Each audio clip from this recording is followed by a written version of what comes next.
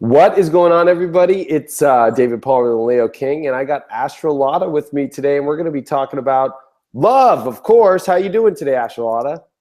Hi, thank you so much for inviting me. I'm so excited. It's our first mutual video together talk, and hopefully if it goes well, one of many more to come.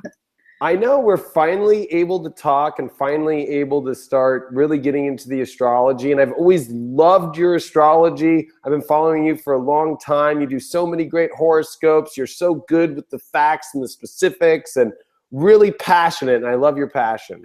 Thank you so much, David. I all I can say the same about you. I've been watching all your dailies as well and every broadcast that you make. So definitely, I feel also your fire. So it really gets me excited, and I speak your language in some way. I guess it's this all fiery energy we both have. And don't you have Venus? Actually, don't you have Venus transit Moon today? Venus transit my moon today. Yeah, it's getting Venus very close. It is. It's 20 degrees, and Venus is the planet of love. So what better time for you and us to talk about love?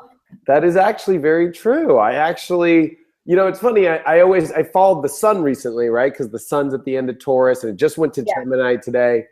And Venus just is following right behind it. And I think that's why I wanted to talk about love with you, is because we do have the sun and Venus coming into its transit conjunction over the next 3 to 4 weeks. It's going to follow each other. Yeah, they'll be very close.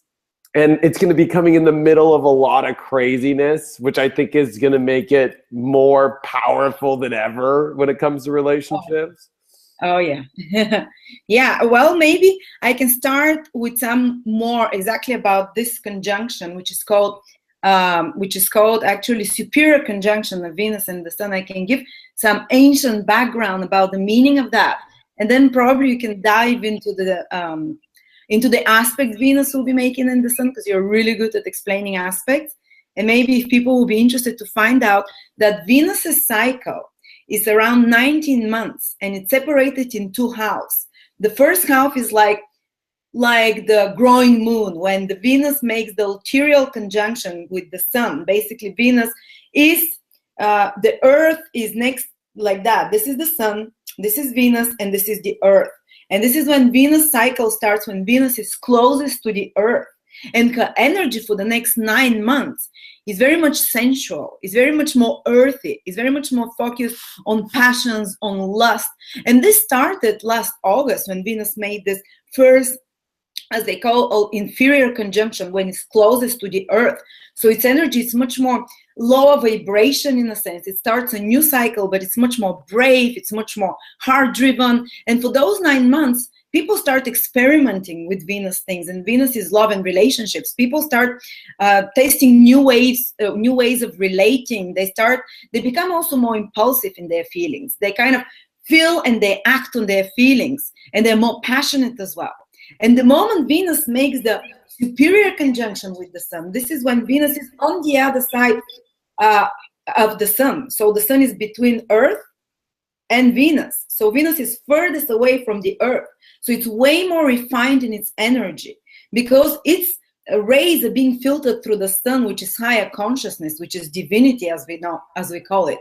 And this is when Venus is way more refined. And this is when Venus, from that moment onwards, for the next 9 months, till the conclusion of the whole Venus cycle, which comes in around March, April 2017, Venus will be in its role of an evening star. Till now, in the last 9 months, it was morning star, the impulsive, the more earthy, the more passionate, where people go and dive into new relationship, experience or react more when it comes to relationships.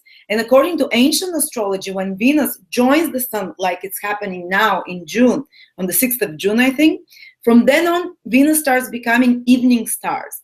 So evening stars. So basically, Venus qualities become way more rational, way more, as the ancient says, like a setting moon, but not setting moon, but waning moon. So Venus is in its second cycle. And this is when Venus, basically, people approach to relationship becomes more patient, more refined. The Sun spiritualizes Venus when it has this conjunction. So we start seeing relationship matters from a higher perspective. So say, for example, in the last 9 months, something happened. You started a new relationship. moved by passions, or someone broke up with you. Until now, you probably felt passion or jealousy or anger, or you probably were trying to explain it from the more earthy point of view. Well, he left me because I'm not prospective enough, or I left him because he doesn't have a good job. But the moment the sun spiritualizes Venus with this conjunction, according to ancient astrology, it's like we become more philosophical in regards to relationship matters. So we start looking at it from a more higher perspective. So we start thinking now, all of a sudden, in the next 9 months after this conjunction, if you had someone broke your heart, you probably think, well, actually, maybe that's good, because we had a very different ideas about the world, and thanks God this happened, because this, you see it from a higher perspective. Or you started a new relationship, and you now in the second part of Venus cycle, you're gonna more like try to integrate those feelings, to understand them more spiritually, more philosophically, to think, what can this relationship, okay, the passions came, but now how can with this relationship uplift our lives mutually, long term, or the whole of humanity, or contribute in some way. And this is the subtle difference between Venus being an evening star, which is way more refined, way more, we get more introverted, as they say. We first think and then we act on our passions. So it's more kind of a restrained, more spiritualized, more refined, while the first part is when we go a bit more, yay, with the happiness of it. And now, as they say, when the sun, Venus is closest to the sun now in this superior conjunction, so it's kind of higher mind infuses its more rarefied, more divine energies into it, so we can see things from a higher perspective. But also, as you're probably going to continue, Venus is making a lot of hard aspects, and you can give insights into that now. Well, I think you bring up a good point, because whenever the sun and Venus come, it is this switching of the morning star into the evening star. And it's so important to realize that it's a massive transit by itself, just sun and Venus. I mean, it is massive. And I think this one is more unique because the fact that Mars is retrograde, which is the opposite of the energy. And right now we're starting with Venus opposing Mars right now in a Mars retrograde. And so there's this huge feminine energy coming in with the masculine energy going through a lot of repression, and the masculine energy going through a lot of recomputing. So it's almost like the feminine energy's coming on strong and protecting the world and having to be the light that's shining by the sun. Whereas opposing that is Mars. Mars is kind of in a hard spot, I think, because it's not able to be at its full strength.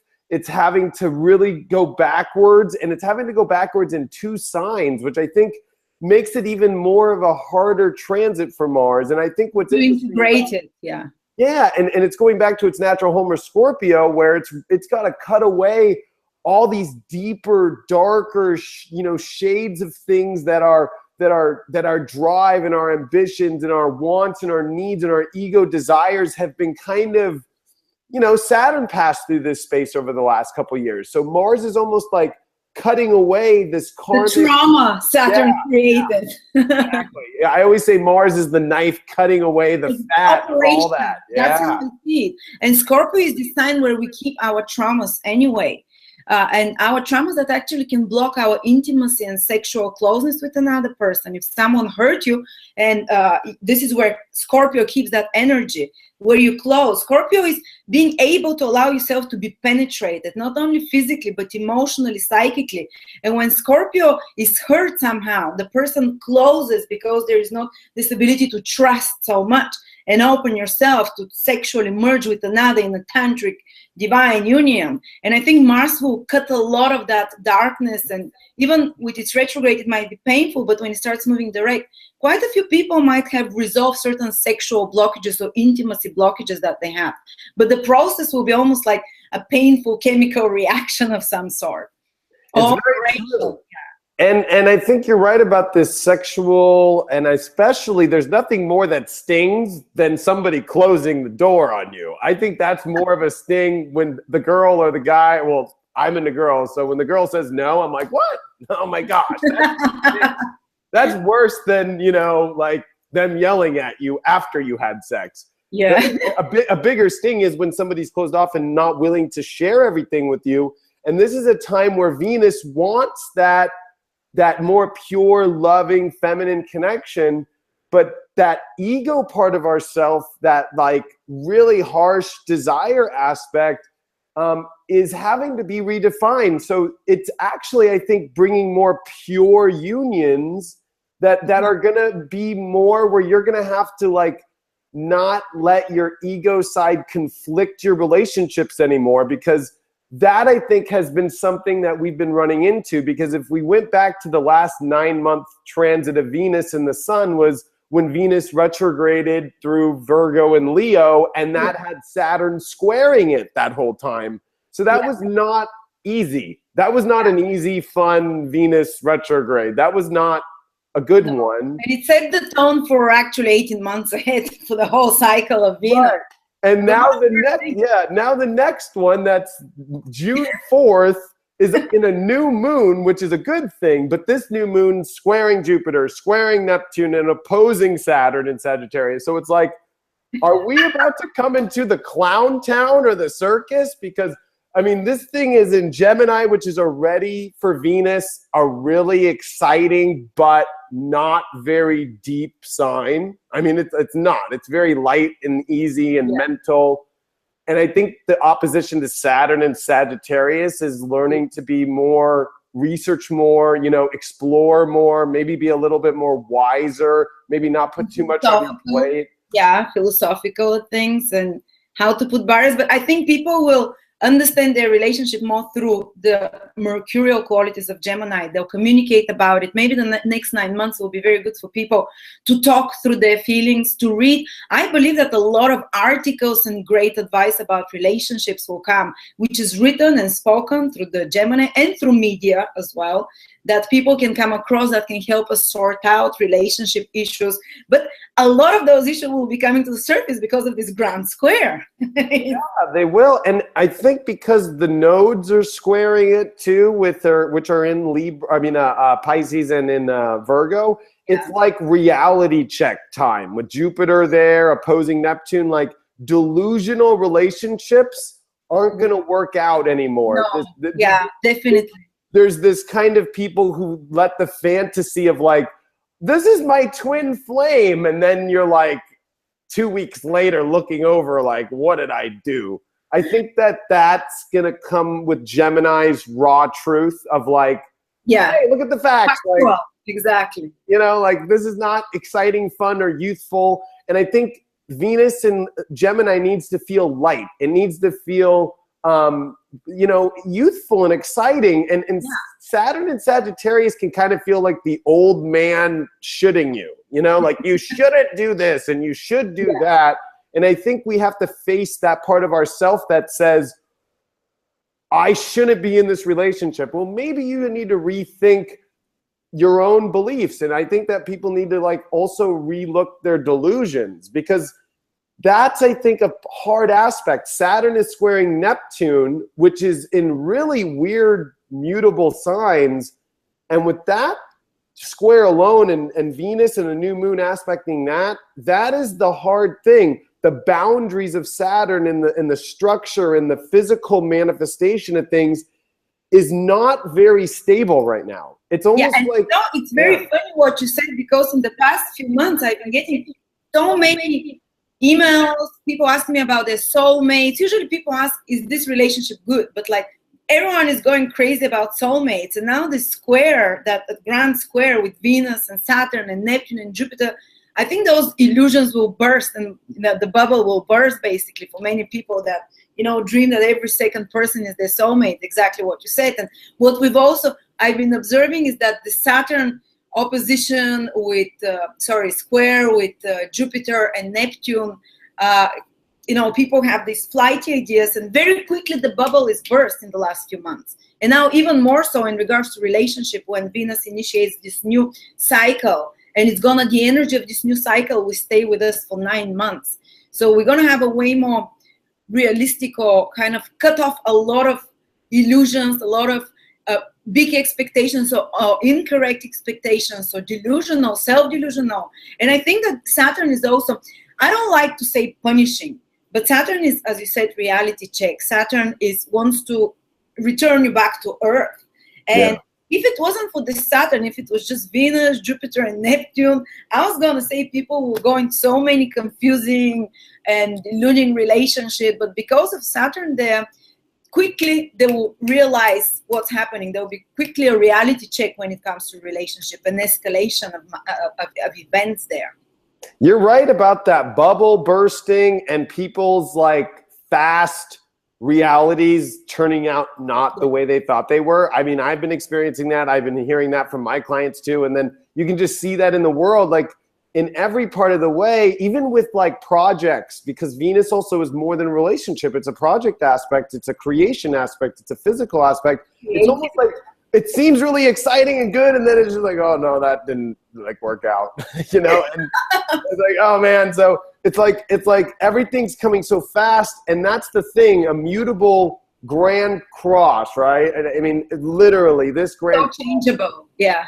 So I call it the circus, because 1 minute you're going to that ride, then there's that light and it's going to distract you. And Gemini already is ADHD. So it's like, there's this ADHD aspect that needs to come into order with Saturn opposing it exactly. I mean, we're talking within a degree.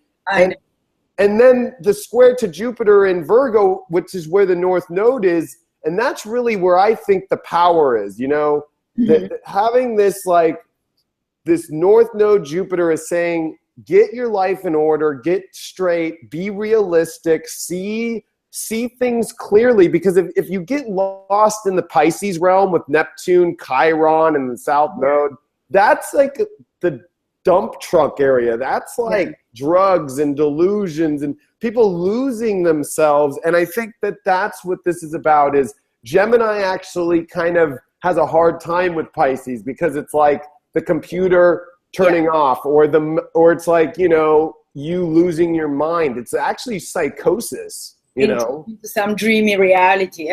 Yeah. So it's like we're almost waking up. For facts. The planet's asking for facts, for more groundedness, and even the Lord of Pisces, Jupiter, the traditional Lord, is in this grounded Virgo, as you talked about. So expansive Jupiter that can create also flights of imagination is in a very down-to-earth, straight Virgo. So indeed, the energies I see is more about towards contracting and sorting out the facts from the illusions, rather than going on flights of imagination. I know, we love those flights though of imagination so much. You know, that Neptune is so strong in Pisces at a natural home, and with the South Node there, and plus we just had a solar eclipse there that literally lasts, you know, until the next eclipse, which is going to be in September. So we're kind of like in this place where we're having to really, I think, sort out through our subconscious, you know, issues, especially now that the relationship aspect is going to make aspects to all this. It's all coming at the same time. Like, I tried to describe this to my mom. She was asking the other day, like, well, what do you mean about this grand square? And I'm like, well, literally, there's not much more the universe can add. This is like the energy at 100%, like a perfect grand square, grand cross, mutable, with a new moon on top of Venus. The last new moon on Venus was a solar eclipse on October 23rd, 14. And that was in Scorpio at 0 degree Scorpio. And that one was very powerful and very strong.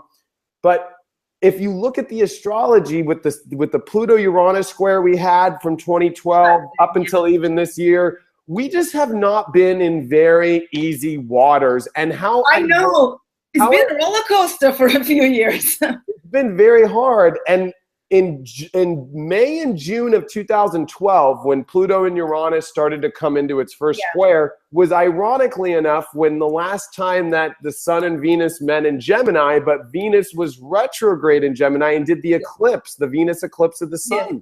And this is the first time that the Sun and Venus are going to meet back up after that eclipse and after that retrograde. Without a retrograde, you know, it's almost like it's completing the last 4 years of relationship shit and creating some clarity finally now ahead. I'm sorry, because you're right, it's everybody for 4 years, I don't care who you are, went through some crazy relationship shift in their life 4 years ago, and they've been through this really weird psychotic ride, and now there's going to be some sort of completion there.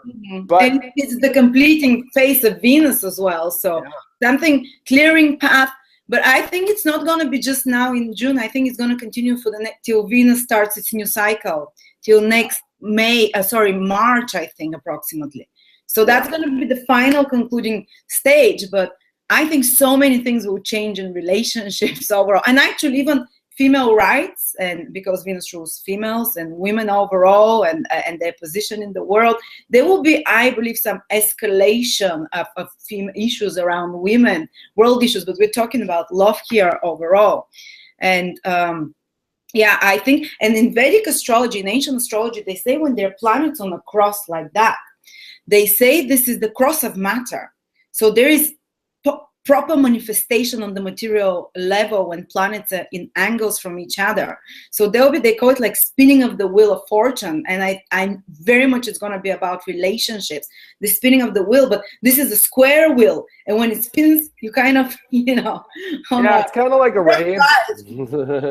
But you're right. And I that cross aspect you bring up, even though it is in square, that means it's like a holy trinity to me, because they're in the same, mutable aspects, right? They're all in the same family per se. They're just all different shades of the same family. And what is the mutable? It comes last. We go cardinal, fixed, and then mutable, and mutable is completion. So it's interesting. Yeah, exactly. And in 2014, we had the Grand Cross in Cardinal with the new moon that was it was literally January 1st, 2014. We had the new moon that was in Capricorn, and it was a big Grand Cardinal, cross. And that was like, I think all of us having to really, I didn't want to tell people on my horoscopes that it's going to be a really rough ride for the next couple of years, but it was like, you don't want to depress them. Yeah, I think all the astrologers were like, how in the hell are we going to make it through this one? But we all, I think, like what you do every day and what I do, and there's other people out there in this world doing this, we're getting through it, and just having the knowledge of it helps, I think, because it's been crazy. They're going crazy. They don't think like, what's happening? My life is turning around. Why is everything, in the air? And then you say, okay, I'm basically tapped into the cosmic rhythm, so I'm going where I'm supposed to go, the current. You bring up a good point about women and what's coming up about women, because with Mars retrograde through this transit, it proves that men are going to need women right now. Just like I don't care what anybody says, like the men are going to need them, because I always say when Venus is retrograde, men are there for the women, and then whenever Mars is retrograde, Venus is there for the men. And by the way, it happens exactly at the same time when Venus has its superior conjunction. This is when Venus moves the fastest forward. So Venus is very strong then, and Mars is moving backwards. When a planet is retrograde, it moves the slowest. So male energy, like you said, very good point. So how do you think this might play out? Do you think that women will speak out more through Gemini, through the media, and maybe lead men with advice, verbal advice, or They will be speaking the truth. They will. I always believe, because the star system of the Pleiades is in Gemini and Taurus right there, and that's the light bearer. That's the light bringing. And it's interesting that Venus's transit through the end of Taurus into Gemini is very Palladian. It is very bringing of the light, because it is the lightest lights of the whole zodiac, because opposite of that is Scorpio, the darkest. And it's so interesting that Mars is stuck in the dark, literally. Mars will be retrograde in Scorpio during this June 4th new moon and conjunction, and it will be at its darkest place. Like, there is no darker place in the zodiac. And so women are going to bring up the greatest light to the surface.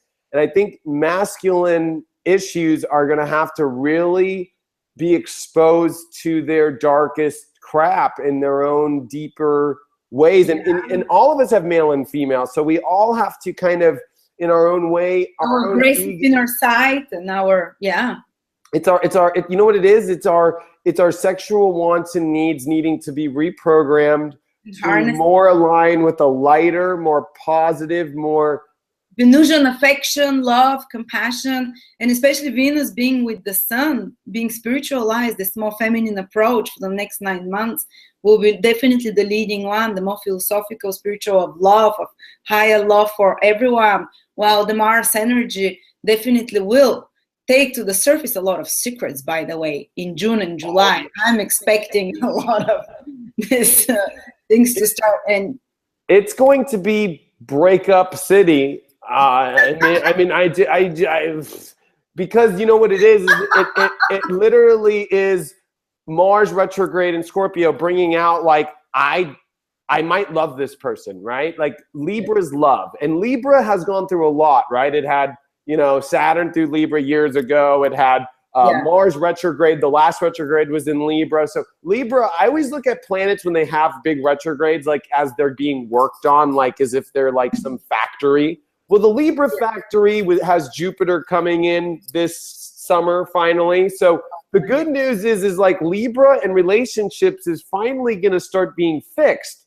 But the bad Mars retrograde, Saturn retrograde, just like now in Scorpio. And Scorpio for me is also a relationship sign because of the ability to open, be vulnerable, and sexual intimacy it brings.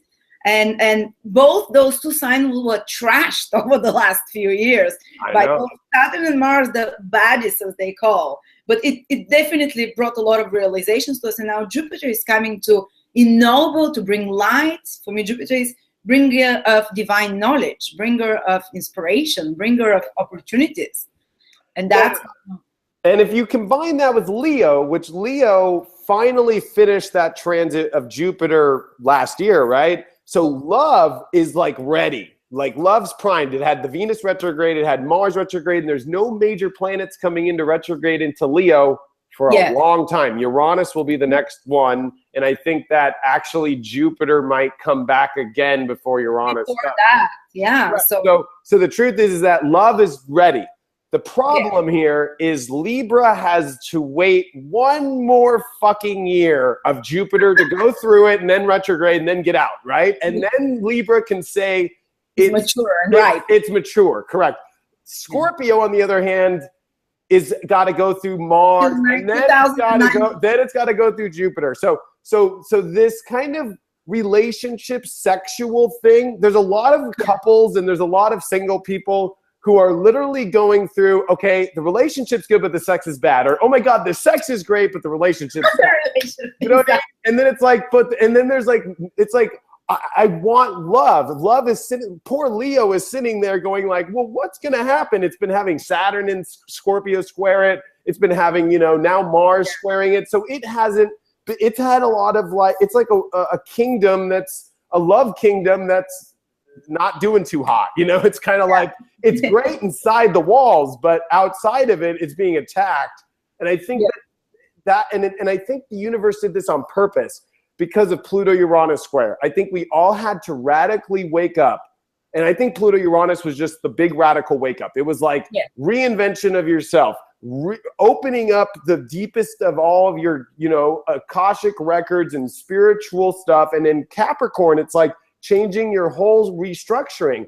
I think the issue is going to be with relationships that have been stuck in old Capricorn traditional laws and rules of the way they should live. And they're still living with that relationship that they don't even have sex with anymore, or that they don't even agree with anymore. Like this stuff's all going to come up, and Gemini is going to, I love Gemini because, you know, Gemini is a hermaphrodite. It's not male and it's not female. They say it's male. They say it's male. It just looks at what's, it doesn't say this is right, this is wrong. It just sees what is black and what is white. It's perception. Yeah, because Hermes, right? The Hermetic law is Mercury, and Mercury is the only one that can go from the heavens to the underworld. And Mercury is the only one that can take the information both ways. So Mercury is not a malefic or a benefic planet. It's neither. It can be malefic and it can be good. So it's like kinda, words. They can be hurtful and they can be blessing. Yeah. They can make your day or ruin your day. And that's what I think with this Gemini Venus. I believe that for the next 9 months that it will hold influence.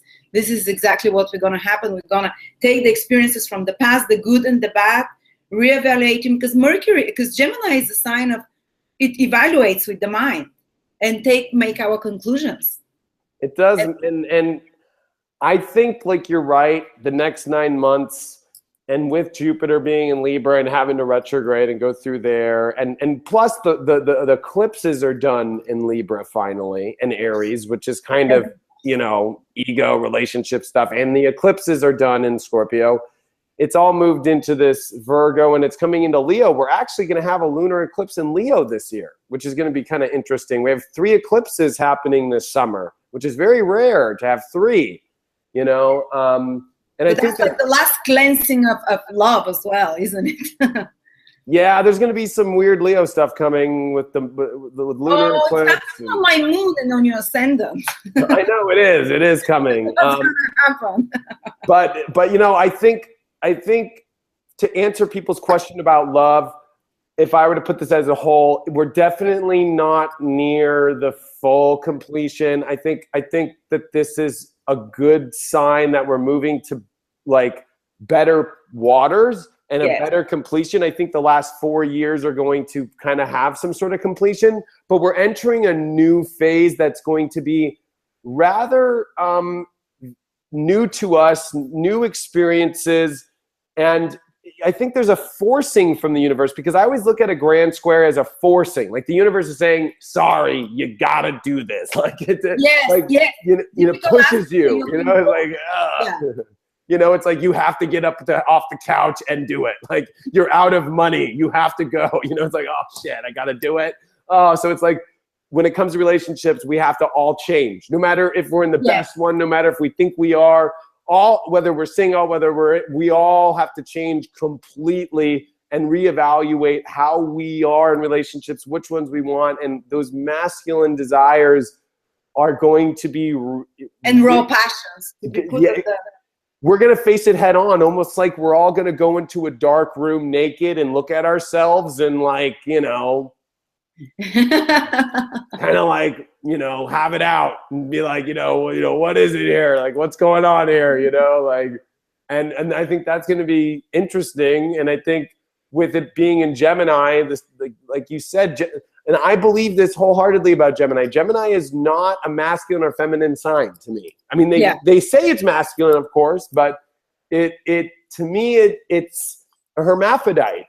And so anything kind of goes here, and woo, it's gonna be a wild ride. But the good news, going into Libra, there will be so much more awareness and clarity that comes for the next, you know, it will take 1 year, but it's really, the light is starting to lift up on relationships. And for us Jupiter is high in knowledge. I believe there'll be so many seminars on love coming, so many books that come, so many insightful articles or even movies that while Jupiter goes into Libra, that will really help us see from an easier perspective contractual relationship, promises, and love relationships overall. And I think this is when the light starts brightening up gradually, you know. And you know what? I just got this from Spirit download. It's crazy. Because coming up, when Saturn leaves Sagittarius, right, it goes into Capricorn, its natural home. And then that's going to be an extreme transit, because Pluto and Saturn are going to be meeting up in 2019 and 20. And Jupiter's going to be coming through Libra and Scorpio. And that's when Saturn will pretty much start coming into that space really heavily. So it's almost like the universe is going to fix all relationships before we go through the Saturn, Jupiter, and Pluto transits of Capricorn in 2020. The focus will be so different then. It will be so much about status and about kind of survival. Capricorn there. I know that, and like accomplished. Like I think like destiny. I think the biggest destinies on the planet and why we're here. And I think we all know we have this huge purpose right now building, but we feel like the relationship aspect has not been working. Yes. And we've been working on that, and then it will by 2019 really it will shift. Yeah, it won't even be about relationships are going to be hunky-dory again. Everybody will be laughing again, you know. Bill Clinton and Hillary Clinton will be back together laughing like Monica Lewinsky was nothing, you know. It's like kind of like that. Like it's kind of like where everybody's happy and love is like, it's like buying a soda. Come in relationships, they'll come through Capricorn. They'll come like people trying to find their vocation, people trying to find their, you know, the structure. I think that when Pluto and Capricorn and Saturn come together, governments will be falling left and right. For me, this is like huge restructuring, but that's a different topic totally.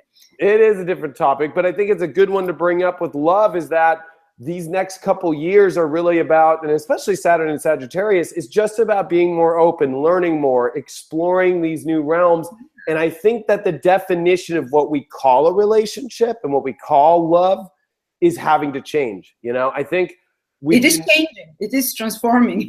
Like, it's okay if you've had 40 dates before. Like, before you'd be considered a whore, right? It's like, oh yeah, like you're a whore. You've been on 40 dates. It's like, no, I am exploring and I'm allowed to experience relationships. This whole kind of like, I only am supposed to do one and that was it, and find that one, I think is kind of. Or forever and ever till death do us apart. Why would you want to be stuck somewhere if you're not learning anything new? And why would you call someone a fallen woman or a philanderer if they're not getting from a relationship what makes their soul blossom? And we'll have to be more honest with what makes us happy in relationships, rather than comply just to rigid rules, rather than comply to what society expects from us. We'll have to be honest and look at the facts and say, this is, you know, this is not answering my highest expectations, or this is not answering what makes my soul happy, you know. And it's, yeah, and not judge. Definitely it's not about judging others in such situations, because so many of us are going through that as well. There's so much of that. And honestly, this whole old paradigm of relationships and you got to do it this way, it all has to change, because I believe that Venus is the hardest girl to catch. She always, the way that she moves through the signs, you know, the Sun and Venus try to catch up a lot, right? It's always the Leo trying to chase the Libra. And it's like, and trust me, I've chased lots of Libra girls, and like they're the hardest things to catch, you know? It's like, oh my gosh. So for this moment, the Sun finally catches Libra, right? It's like, I got you. You know what I mean? It's like, spiritualizes, idealizes a bit hard. and so, but if we look at what relationships really are, I mean, we very rarely get these moments where it all kind of, you know, you get that moment. I think we all have this mentality that relationships have to always be at that moment of where you've caught it and it stays there forever, which is definitely not the case based off how the universe works. The universe shows that, you know, you catch it and then it flies away, or it falls behind and then you got to go backwards, or then it's got to catch up, or, you know. And this symbolizes love, pure love, and Venus is contractual, equal relationship balancing out there. And these will always play a dance together, catching up, running in front of each other. Sometimes the needs of the couple will come before, which is Venus, the needs to compromise, and sometimes the needs to hold the higher ideal of love will come to the front. And I think now with the Sun joining with Venus, there will be this also, the, you know, whenever the Sun is the stronger one, like when this conjunction, in a sense, the superior conjunction is always, they say, the Sun overpowers Venus. Yeah, they say in ancient astrology that it literally like fires it out, like it literally burns it. So people born with Sun Venus conjunctions usually go through one major divorce. Like it's always like and I've seen that, like, you know, and it's like hard for them. It's like that one relationship burned them forever, and they can't live without fixing that or understanding that, you know, or they have that relationship they think will never end, and then it does, and then they like, you know, they can't deal with it. I always see that every Sun Venus person. I'm like, I hate to be honest with you. I have a Venus Sun conjunction. I've seen it as well. It's called combust Venus. Yeah, it blows up. Oh, I know. That's, you know, or, you know, Mars Venus, right? Like that. It's so funny that they're opposing Yes, with right. Mars, Venus together, that is like super strong glue. I call that the glue relationship. Like, wow, like it's very hard to let go of that. Mars Venus opposition, though, it's pretty easy to let go right now, though. It's kind of like, yeah, we're not seeing that great. Goodbye. Like, good though, because if you've been stuck in unhappy relationships or relationships that have been draining your soul, now this configuration will help you finally, get rid like later. move ahead. And even without regrets, in a sense. And you'll see the higher good of that, because the sun spiritualizes Venus, so you see it from a higher perspective. And you'll say, okay, I can move now. It's fine. I'm finished with that. I no longer have to get stuck here. So this can be a great news for many people that have been in unhappy relationship or barely happy relationships, in a sense. It's true. Honestly, you said it. That's the best. It's hard for people to really, I think, see that, because that's a hard thing. You gotta be able to let go of because we hold on to things like, oh, I feel bad for this person, or I feel guilty that I did this to this person, or I need to stay because I need to help them or whatever. This finally security or whatever, I think this Venus in Taurus that we just had, and the Sun in Taurus and a Mercury retrograde in Taurus, had us really re-look at our own values and say, yes, I know what I want, I know what I deserve, and now we're going to come into this field after a very strong Taurus transit that did not have Saturn opposing it in Scorpio like it did for the last couple of years. So it's almost like we finally know our value again, and we're finally kind of getting our swag back. Very well, And now when the grand square comes, it will put into action whatever we evaluated and saw as ourselves in a different way. We'll finally be able to put and move reality around us and complete or end something of some sort. Yeah, because 4 years ago when the Sun Venus was in Gemini, we weren't ready for Saturn and Scorpio yet. We were all blind. We were all like, oh, this is going to be great. We were like, I can't wait. Life's going to be amazing. And then literally it was like the October showed up, Saturn went into Scorpio, and then the whole world went kaplunk, Pluto Uranus squared, kabam, and then the Mayan shift happened, and then everybody went, I was not prepared for this at all. I was thinking I remember I was coming in after Gemini into Cancer last 2012, like, all right, I got this shit. And then it was like, there's something weird happening in July. I was starting to feel Saturn, at the edge of Libra, like, this is weird. And then August came, and I'm like, something bad's going on. I'm not feeling good. Like, this isn't right. And then September came, and I'm like, something's really bad about to happen. I was like, uh-oh. It felt heavy. It did feel heavy a lot, to be honest. And then, boom, it hit. And from October of 2012, and actually, let's just go back to that May, June, because that was rare, right? That was a solar eclipse at 0 degrees of Gemini that then went into a Venus eclipse. And here's the Sun and Venus, as you and I are talking today, covering that solar eclipse at 0 Gemini, right? Yeah, repeating, completing. It's happening. This is like a double full moon, because yesterday the moon's in Scorpio as we speak, and the Sun was in Taurus, and we're having it follow in 2 signs for 4 days. So it's kind of weird, because it's like double full moon, I call that whenever you see that in a new moon or a full moon or whatever, these are the most extreme shift points, And it's weird to see that this is happening to get us prepared for June 4th. Like whatever that June 4th date is, that's the climactic aspect of the universe. And honestly, if you study any of the other charts of this year, or even, this is one of the biggest days of, I call it the millennium, because it literally, it's just too perfect. It's too perfect. You're not going to see this lineup again. And the thing is, some people would expect that something will happen on the 4th. No, actually, the energy will carry on for months, even years after that. So you should not, if you're listening now, you should not expect that everyone's relationship will change on June the 4th. No, it starts a process that's culminating for a few months after that you see the influence of.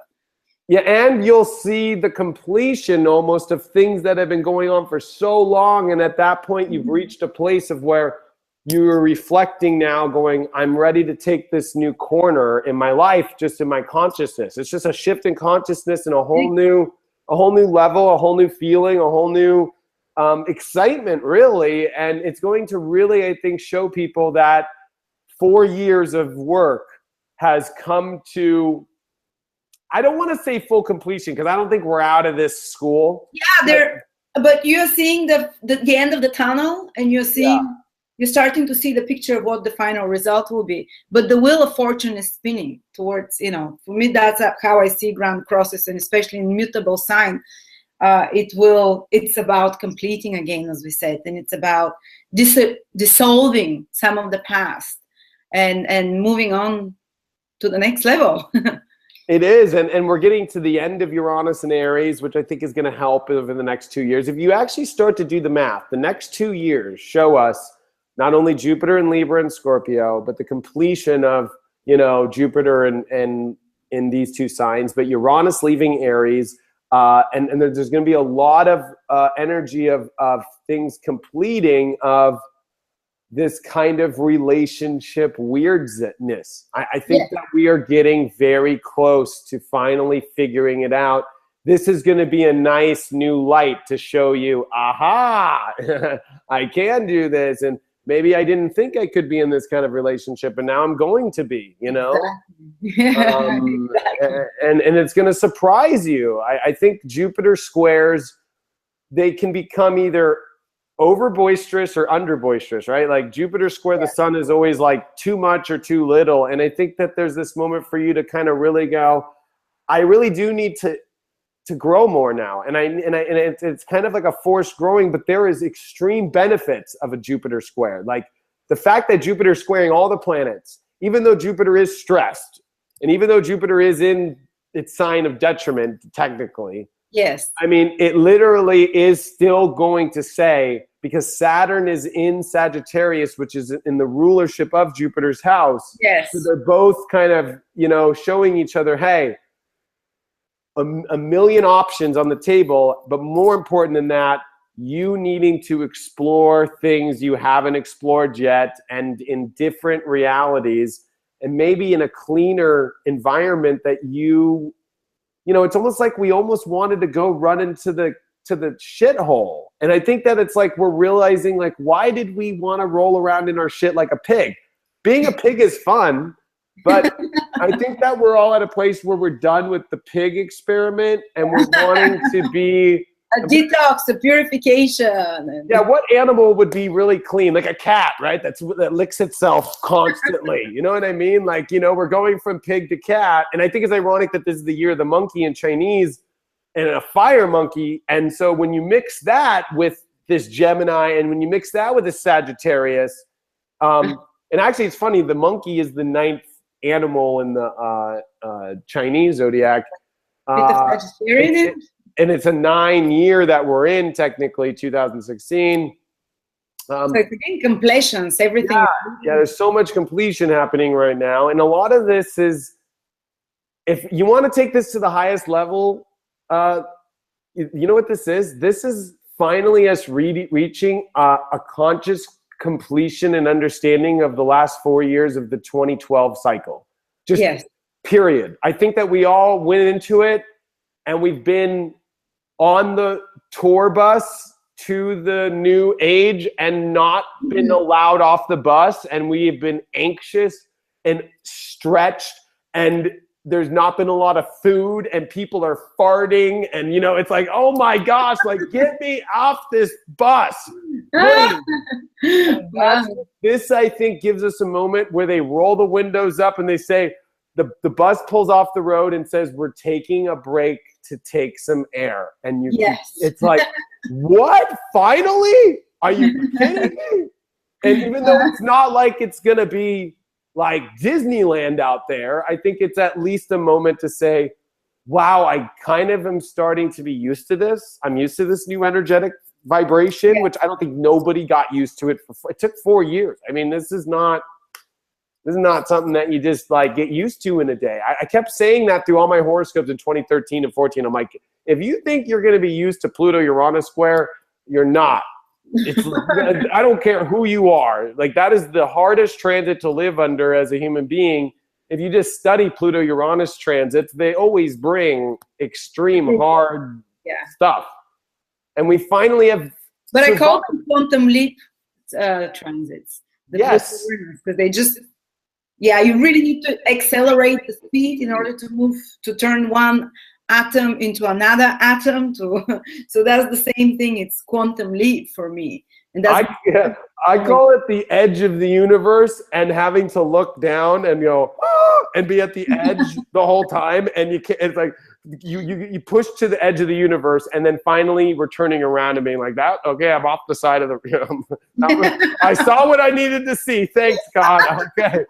Turning around. It's like, I always called it the bad acid experiment. You know, I was like, oh my God, the LSD went wrong. Yes. You know, it's like, it went wrong. It's like, oh no. Like an encyclopedia of dates, of ingresses, of astrology data. My God, my head is spinning. Can listen to it for hours. You know, it's anxiety too. One into another. That's yeah, and you know, it is the age of Aquarius, and that's coming here. And even though it's not official, I think we're still in between Pisces, Aquarius, which is a very weird place. That is the weirdest place you could ever be. Transition is like a huge. Honestly, am I a man? Am I a woman? What am I? That and Aquarius and Pisces are the two outer planets, right? It's Uranus and Neptune. So it's like, I mean, even though Saturn does rule Aquarius, but still, and then of course Jupiter also rules Pisces. But I look at this as the outer planets, and the outer planets to be in between in a zone of those two mean we are in the weirdest twilight zone of all time. Exactly. And the fact that Pluto squared Uranus, it amplified that Uranian extreme, like mechanical, like radical spin zone that just, and it also rules our nervous system. Our nervous system's got shocked non-stop. It's like Frankenstein, like trying to wake you up. And you're just like, it's like Kundalini, like oh my gosh, like I was like having panic attacks for years. I had so many clients as well who were affected by Uranus, Pluto, their nervous system. They thought they were going into menopause. They thought their hormones were going up and down. It was just awakening of the higher degree of energy in them. It might feel very uncomfortable though. Oh, it was the most uncomfortable thing I've ever gone through in my life. But I also was going through Saturn return, so I was like, oh, thank you. And Scorpio, I was like, I signed up for the worst Saturn return. Oh, did you have Mars there as well? Yeah, and then Mars is. I'm like, what the hell? I'm like, are you giving me? And square your sun and opposite your moon. Pretty, yeah. I mean, not hard, but soft. But yeah, it was. So for a lot of people, you got to see that Saturn in Scorpio with a Pluto-Uranus square exact, it will never happen again. And I tell this to everybody because also there was the North Node conjunct Saturn during Pluto-Uranus square. That was like, are you kidding me? And then there was the solar eclipses in Saturn. So I mean, with Saturn and the solar eclipses in Scorpio, this will never, ever in our life happen again. We will never have that much Scorpio. I've already done it. Trust me. When I was all fucked up on panic disorder and I was doing the astrology in 2013 and 14, I went 300 years in astrology ahead and studied it all. Oh my God. And I saw that there is no way that we will ever in our lives ever have that much Scorpio. There will never be that much Scorpio ever again in our lives. Ever. Scorpionic energy. And we will never have Pluto-Uranus, of course, again. But so basically you're saying one very difficult phase is ending and we're not gonna be ever back there again. Correct. Oh yes, that's a great. but the universe laughs in our face because now here we are, Saturn Neptune square. You know, but it's not as long. But and Saturn, and Jupiter Saturn too, right? And Jupiter, you know, Jupiter Saturn sucks. It's been for over a year now, right? This summer it'll be a year. Jupiter Saturn. And it's like Jupiter Saturn is, you know, it kind of cancels each other out. It's the two biggest boys battling it out, and they're not, you know, Saturn and Jupiter don't get along. You know, I think because they're next door neighbors. And Saturn, you know, has the old house that's up on the hill, and it's like the crooked old like haunted house, I always call it, that's like kind of cold. And then there's Sagittarius, where everybody's naked and having a party and like, you know, drinking and having a good time and being loud. And there's between extremes been happening. Yeah. The Capricorn calling the police, like, get these Sagittarius homes away from my mountain. You know, they're messing with my mountain. So the fact that they're squaring right now is like, it's the battle of like the Burning Man revolution and then the corporate America, you know, it's the battle of the liberal and the Republican at the most extreme. And so we're at this like extreme battle position, and that's not easy to go through, because in yourself, it's like you want good things, but the only way good things come from right now is extreme hard work, extreme dedication. Like that's the only way. But only through hard work you can make them happen. And there's a lot of self-doubt as well. This inner critic inside is really loud right now, and it's stifling your inspirations and your beliefs. But then Jupiter also is very powerful. So you hope, and then Saturn brings you back, and then Saturn makes you work hard, and you start hoping again. And so I call it the aspect of gradual progress, very cautious, stepwise progress, but progress there is still. Yeah, and the fact that the Jupiter's in Virgo, I mean, is even more work, right? You got to be busy, you got to be doing things, and you know, Saturn and Sag they don't get along. Like Sagittarius does not want to work. Like it doesn't. Like if you look at the 10th, like it's so funny to look at the 10th house of Sag, it's Virgo. It likes to stay busy, but it's the only place that Sag focuses on, you know, small. Like it's the 10th house for them. It's a weird thing. And it's like Saturn can't control everything in Jupiter's sign because Jupiter's bigger. There's more.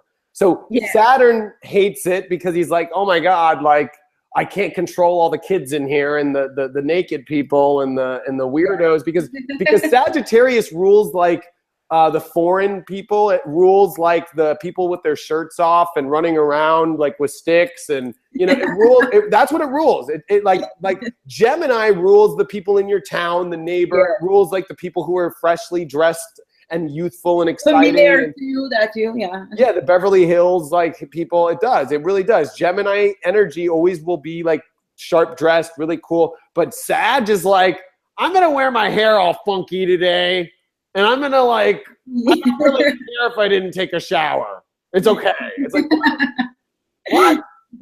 Like a Gemini energy would not show up to the party that way. Gemini is gonna show up really, you know. Extreme, you know, but Sag kind of like goes, yeah, you know, it's, and I'm not saying Sag people are that way or Gemini people are that way. Just we're talking about the energy, of course. So I think it's really weird. This Sagittarius is not having fun because Mars just retroed here, Saturn's retro. It's got Neptune squaring it, it's got Chiron squaring it, and it's got Jupiter squaring it. So it's like it's just like under pressure. And I think the lesson is you just can't run around and be and I hate to be honest, I keep saying this on my channel and some people hate me, but the old hippie is dying and a new hippie must be born. Yes. It has to. Like, it just has to. It just has to. It just, like, you know, the whole thing of like live free and don't do anything and blah, blah, blah. Sorry, that world with 7 billion people ain't gonna work. It just more responsible hippie, more corporate hippie, probably. It's what it is. You have to, because no matter how much you think that you can change the system, the fact that Capricorn has Pluto there, it's so funny. It will be when Pluto hits 29 degrees and moves into Aquarius is when it will really fall. Because that's what happened last time. 1776, 29 Capricorn, boom, that's when it fell.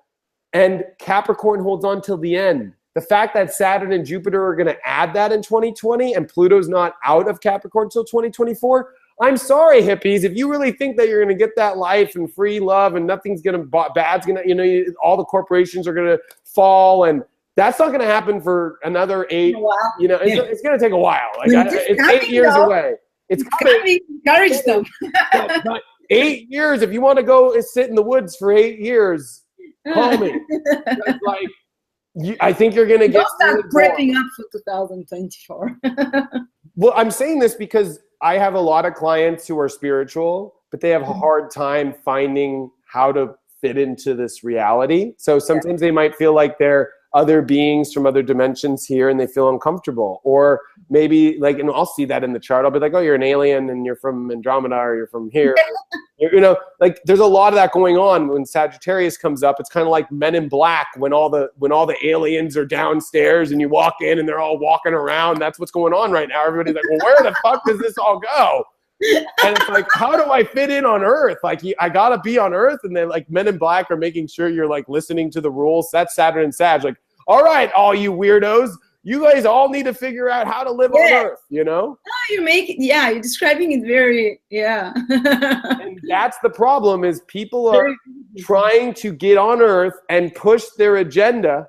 Like, oh yeah, no, I come from this place, and the Earth should be this way. It's like, Capricorn's too strong. This has been built since 1776. Literally, it's going to take a long time for it to change, and you got to change with it. Unfortunately, that's the way to actually change it, is to be part of it, infiltrate it, because they always say this. Did you ever see the movie Armageddon? It's the movie where the comet's going to kill us, right?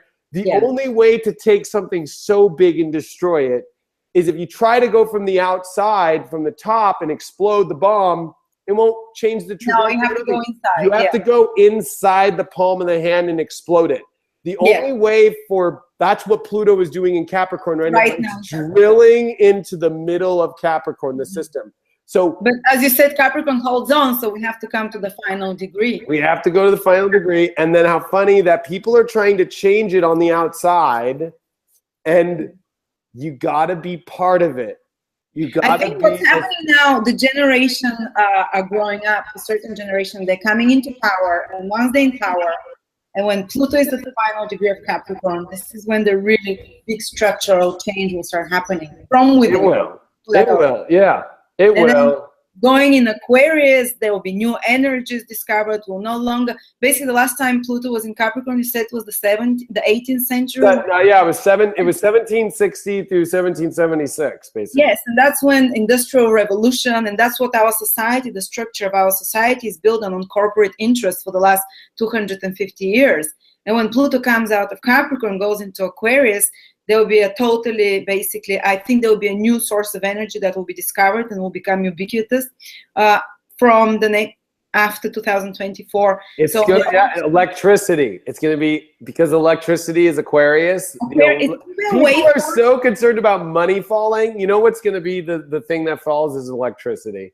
Paid bills for electricity and power. I think there'll be a breakthrough where it will be ubiquitous and free.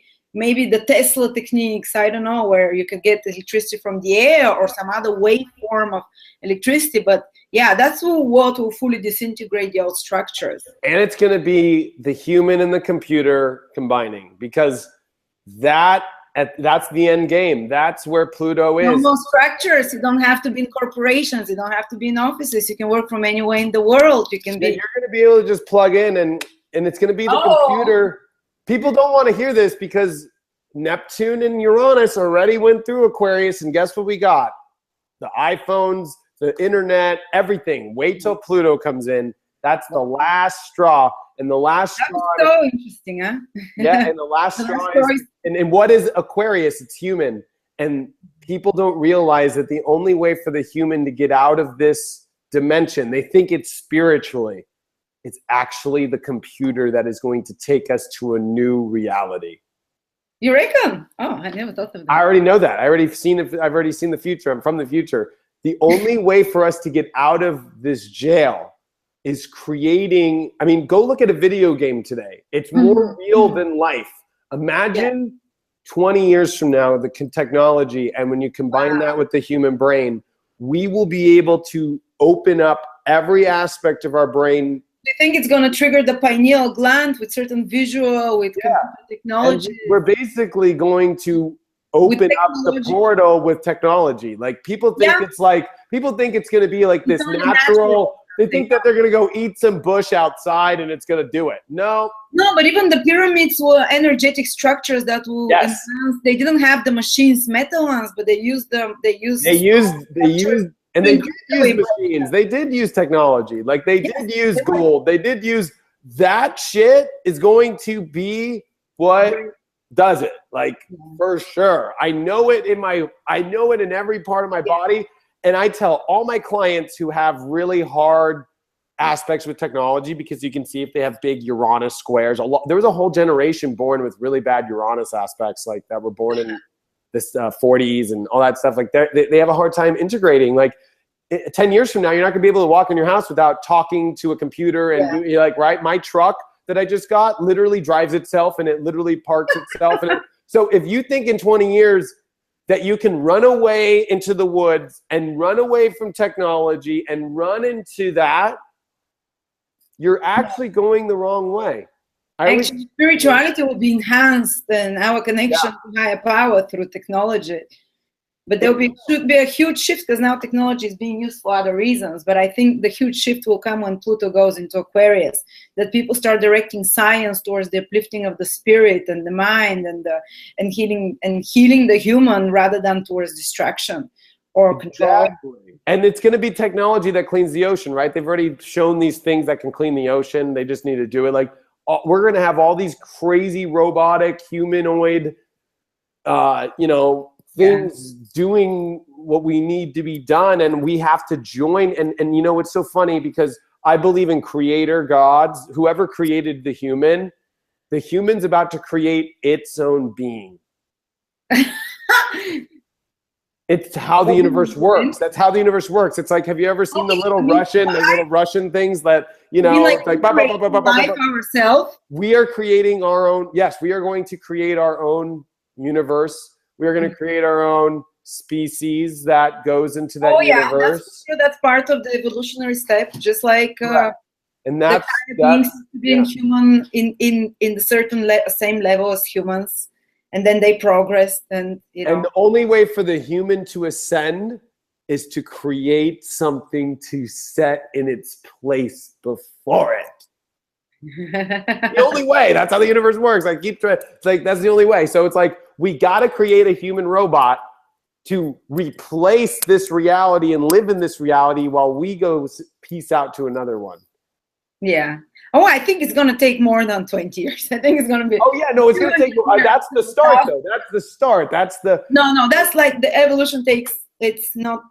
Yeah, it takes a few thousand years probably to get there, but we are definitely heading in a direction. Yeah, that exactly. So I mean, even though we talked about love and then we went to where this is, I think this is the stuff people want to know, and this is all connected with love, because I think once love gets fixed over the next couple of years, we move into all that stuff. You're going to want to have the right partners, or maybe you're going to have 8 wives or 8 husbands or whatever, whatever it is, wherever you go, you'll be satisfied. You'll get your blowjob at the end of the night and you'll be happy.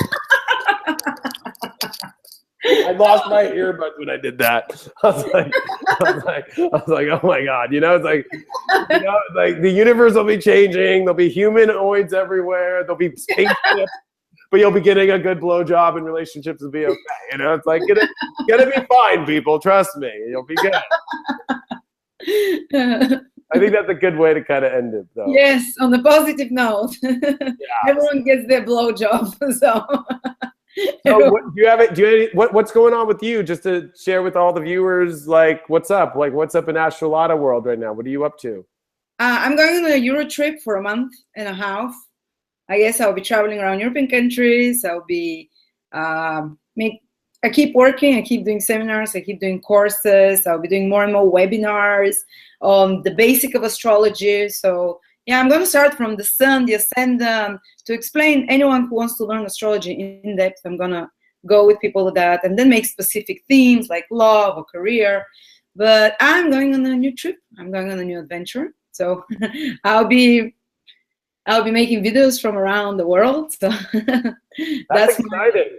Astro world now. Yeah, I'm excited. I'm having Uranus transit the sun and transit Venus and transit Mars this year and next year. So I definitely wanted a new start, new exciting adventure to move, to explore. It's not a midlife crisis yet, but I'm glad. No. You don't have Uranus. You don't have Uranus opposed Uranus yet, do you? No, I know, but it feels like all of a sudden I just want total change, total new direction. I want to go and live with the hippies. I want to grow my own food. I want to live in a house made of recycled materials, you know. Like all those Uranus thing of vision of the future, I want to do them now. So I'm going on a journey to see if I can. I want to contribute to society. I want to work with people. I want to travel. So we'll see if all these things happen. Yeah, I'm trying to wonder if that's your Aquarius rising or that's your Aries coming out. I think that's your Aquarius rising coming out. Yeah, it's my Aquarius, right? And Aries loves freedom. And this Uranus transit is rocking it big time, wanting to explore totally different, coming out of the corporate world, coming out of settled life. So that's exciting. Well, I wish you the best luck out there in Europe and that you have a good tour, and hope everybody goes out there to go see you, because I think you're a great astrologer and you're so fun to watch. And we had such a great chat. I learned so much from you. So do I. I mean, it was really fun, especially all the information we covered today. It's like crazy. It's like there's so much in here. People are going to be watching this. Do more of this together.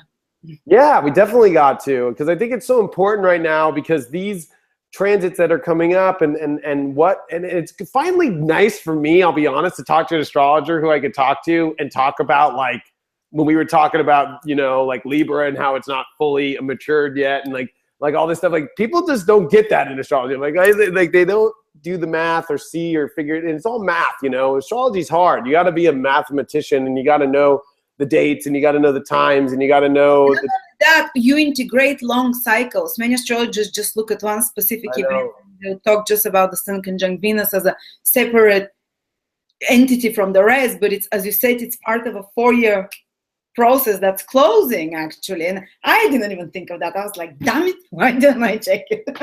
Oh, yeah. Well, and just seeing how Libra and Scorpio have been raked over the last few years, you know, and how this actually can affect relationships on overall level. That made a lot of sense to me as well. So I'm learning a lot as well here. Yeah, well, you know what you're good at is you're like the encyclopedia. You know everything about every sign and every position and everything. And I'm like I just know I can do like 15 charts without looking at the charts. Like I'm weird. I can do it all in my head. Oh, wow. So that's where, when you and I team up, it's like you got all that, and then I do all the math, and boom, it's like boom, you know. Like like that higher, the bigger picture, I tend to see the details and things like that. Yeah, I'm very future. Like I'm always like, okay, so then if you notice, I brought us all the way to humanoids, and it's like I give a bigger perspective. I like that. I like that. Then I'm talking about aliens. Down in just the current moment, people lose perspective. Yeah, so.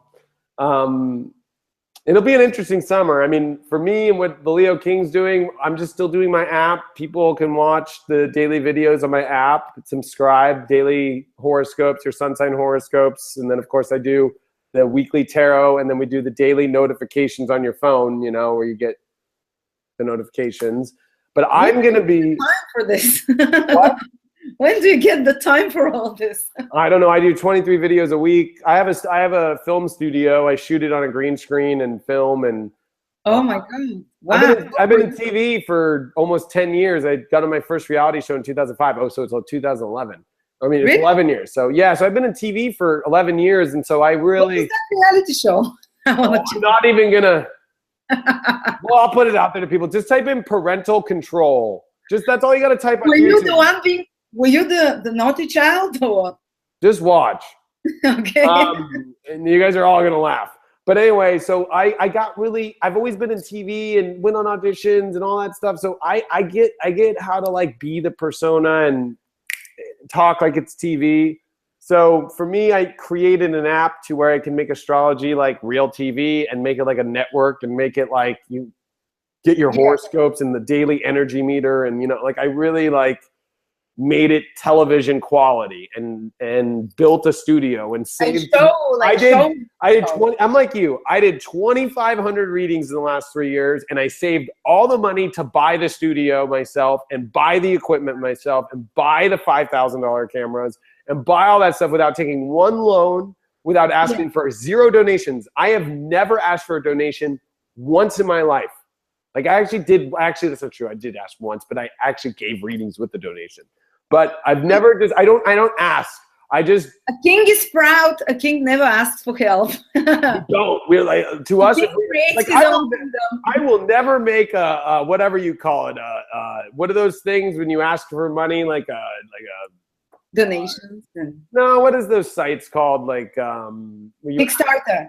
I don't know. Yeah, Kickstarter, any of those? Like, no. Like, my moon in Taurus is too proud in the 10th. No, like, your Leo is too proud. Yeah, my Leo's too proud. Like, no, I can do this myself. Like, so I'm old school. Like, I saved the money and built that whole thing myself. But this year, July, I'm doing a tour in Las Vegas where I'm gonna do a 3-day astrology tour, and people can come to Las Vegas. And I'm picking which hotel right now. We're talking with the hotels, but it's like a 3-day seminar with hanging out with me, talking. Then we're doing a spiritual dance music where I'm going to DJ and do astrology and tarot live, and we all get to dance and we all get to party together. 2 years ago, I did it in Sedona. This year, I'm doing it in Las Vegas, so people can come from all over and have more easy access. And we're going to bring light to the city of sin. So, sounds like a lot of fun. It is. I always throw my retreats are like parties, and I always do them at high class hotels. I don't do the cheap kind of retreats. Like I do more higher end with nice dinners and with people interacting, and with, you get to go socialize with me and hang out with me like we're gonna go party like it's 1999. Like that's how I do my astrology stuff. So we got that coming up, and then.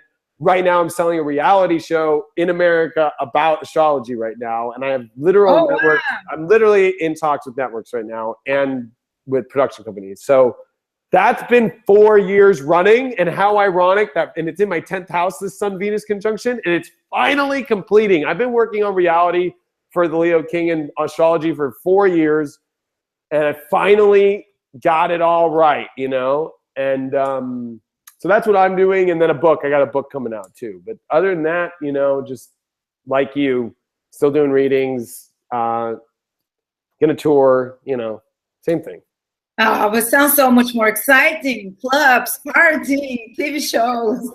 I know. What's sad is I don't even drink. I don't do drugs. Really? No. But you have fun though. I have fun. Yeah, I know how to have natural fun. So it's like, I used to do all that stuff a lot. I'm not gonna lie, but yeah, like now it's my water and my Sprite. Sure. I'm into GMOs, if you didn't know. So that's my new drug, GMO. I can hook you guys up. meet me in front of CVS. I got you. Well, you're very energetic. Obviously, it's working great for you. It does work. So, but anyway, I'd love to connect with you too. And you know what? I think in the future, maybe 9 months from now for the next Sun Venus, we do an event live together and bring all of our fans together, and you and I do a live weekend talk and hang out. In the USA? Anywhere in the world. I want to do it in Egypt. I want to go to Egypt so fucking bad. I want to go to the pyramids. And I think I want to do astrology at the pyramids, like straight up. Wow. I think we should do it. Like, I'm serious. And get everybody to meet us. And then we all go down the Nile River. Because I have it's a bit hard because there, once you're at the pyramids, it's like a crowd of people come and push through and want to. I got you. Well, we'll do it on the Nile River in a boat or something. Yes, that's better. Or I want to go to Rome. I want to do something like where, astrology really originated in Italy and in Greece and stuff. Like, so maybe something there, like on a Greek island or something. Or Afghanistan and Babylon, Iraq, Iran. And go to the original, the Mesopotamia. Oh man. Ooh. I'll put on, I could look like I'm from there. Actually, yeah, I'll grow my beard out and I'll totally rock it, and I'll walk around and I'll be like, "What's up? Like, you want to?" Yeah, you have this kind of exotic look on you. You know, I'll be like, yo. So, but I think we totally got to work together in the future, of course. I think once we get through this year, and see and do that. And actually, we need to find maybe another astrologer who's really good. I think that we need to find a way for us all, the good ones out there, to like come together and do a big event. Because if we did. Because, you know, they organize those astrology conferences, but it's like the dinosaurs of astrology that go. I know. Trust me, I went on the circuit for 20 years. I went to the last one in 2012, the UAC in New Orleans, and I was like, oh my God, really? I was like, although I did meet a couple good astrologers. I'm not gonna lie, I met a couple good ones, like Nadia Shaw. Her and I are friends, and I connected with her there, and we're good friends. And there's an actual, there's a guy named Rod. I forgot his last name. Oh, he's gonna hate me. But like Sirkin or something. But anyways, he's from South Africa, and he does dream astrology. So he'll like do. I know Nadia Shah. Oh, you know him. Really good. He's a good astrologer. Videos, yeah. So you know, it's like we'll think about something. We have now connection, so yeah, and it'd be good to connect with. I don't know if you watch Kai Pasha at all. He's always a good astrologer. It'd be nice to. He doesn't ever want to do a video with me though. I don't know what's up with him. And if this video, if any of the fans out there get to him, why does he ignore me? I've hit up his people, and he'll do interviews with other people, but he won't do it with the Leo King. Maybe really, maybe his Leo doesn't want to meet another Leo, but like, him and I have the same birthday. Him and I have the same birthday. It's like, if him and I did a video together, it would be like me and you. It would be like, whoa. It's like, but I don't know why he doesn't want to do it. Or how can I need his fans to be like, what's going on? Because my kingdom reached out. I sent my messengers, and they came back with, my bird came back with a pile of dog shit. And I was like, what? I was like, come on. Well, you know, two kings in the same room, there is always tension. No, there's not. Only in bed with a king and a queen. That's it. That's the good kind of tension. The good type of tension, yeah. So, but yeah, I think we all need to get together though. And so the good news, that like I really want to do something with Kai Pasha because I think he's amazing. He's a great astrologer, you know. So we should do that. I'm sure. I think we all need to do something, and I think we all need to do a live event, like, and get everybody together and do a ceremony where we all come together, we all pray to the universe, and we all dance. Could you imagine, like, all of us who watch each other and all the fans, because we all watch each other, like, even like you know, and all of us with everybody who watches astrology, and we all came together from all over the world to a place. I've had visions of this shit. I'm like talking like we filled up a fucking stadium of like 20, because I mean, if you look at, I mean, you have 70,000 people. I have 100,000 downloads of my app. Like, if you imagine the hundreds of thousands of people who would come and all came together and we sent off the energy to the universe at like some astrological moment, we would do an astrology concert or something. Yeah, we would shift the whole planet. I swear. Oh, I swear. Amen. So anyways, that's what I hope for. But I love your grand visions. I have mine too, but I'm not sharing them yet. Okay, keep it in the closet for now. It's all good. Yes. I'm still brewing them up. Yeah, just keep it going. Well, we had a good time. The Aries and the Leo. It was great fun.